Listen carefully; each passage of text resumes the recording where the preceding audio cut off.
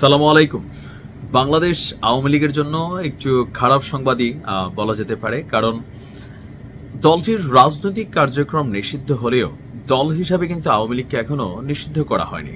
তো এই যে নিষিদ্ধ করা হয়নি, সেখান থেকে একটা পারসেপশন ছিল যে আওয়ামী লীগকে চাইলে নির্বাচনে অংশগ্রহণ করতে পারে, অথবা ধরেন বর্তমানে যে সিচুয়েশনটা আছে সেখানে আওয়ামী লীগ রিফাইন্ড আওয়ামী লীগ নামে হোক, অথবা দলীয় প্রতীকের মধ্যে যারা এখানে শাস্তিযোগ্য ক্যারেক্টার আছেন তারা ছাড়া বাকি যারা ক্লিন ইমেজের আছেন তারা কি নৌকা প্রতীকে নির্বাচন করার সুযোগ আছে কিনা, এ নিয়ে কিন্তু একটা টেনশন এনসিপি, জামাত ইসলাম থেকে শুরু করে বাকিদের মধ্যে ছিল।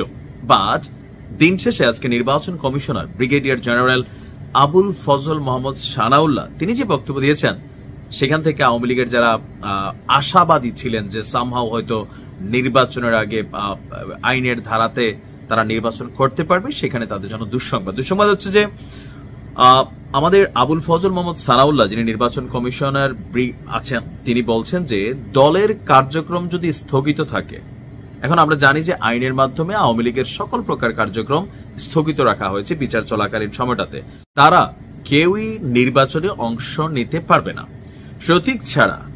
ওই দলের কেউ স্বতন্ত্র দাঁড়াতে পারবে কিনা, যেমন কথার কথা, যেমন ধরেন আওয়ামী লীগ করত, এখন তিনি নৌকার বিপরীতে তিনি মনে করলেন যে তিনি কথার কথা যে কাচি অথবা সামহাও যে কোনো একটা মার্কা নিয়ে স্বতন্ত্রভাবে নির্বাচনের সুযোগ আছে কিনা, এইটাও এখন পর্যন্ত কনফার্মেশন আসে নাই। অর্থাৎ আওয়ামী লীগের স্থগিতাদেশ প্রত্যাহার না হলে আগামী জাতীয় সংসদ নির্বাচনে দলটি তাদের দলীয় প্রতীক নিয়ে অংশগ্রহণ করতে পারবে না।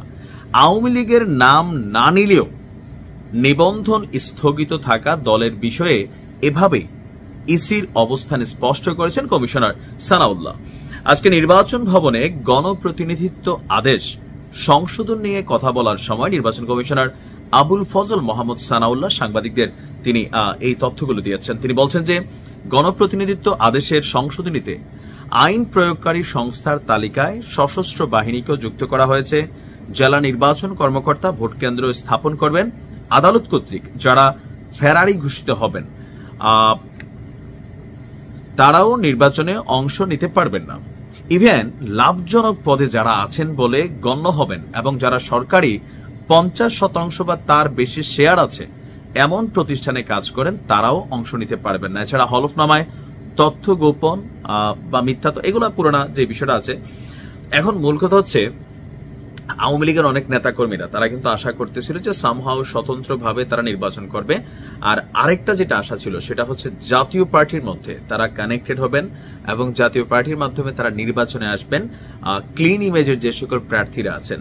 তবে জাতীয় পার্টি নিয়েও বিপিন রোডের ঘটনাকে কেন্দ্র করে সর্বদলীয় যে ঐক্য হয়েছে সেখান থেকে সরকারের উপর বিশেষ করে এনসিপি, জামাত ইসলাম তারা কিন্তু একটা বড় ধরনের চাপ তৈরির চেষ্টা করছেন জাতীয় পার্টির রাজনীতিকে নিষিদ্ধ করার জন্য। তবে হবে কিনা সেটা এখনো সময় বলে দিবে। তবে রাইট নাও আওয়ামী লীগের জন্য দুঃসংবাদ বা খারাপ সংবাদ আমরা এটাই বলতে পারি যে এই আগামী নির্বাচনে আপনার আওয়ামী লীগ কোথাও না কোথাও নির্বাচনে আসলে অংশগ্রহণ করতে পারছে না।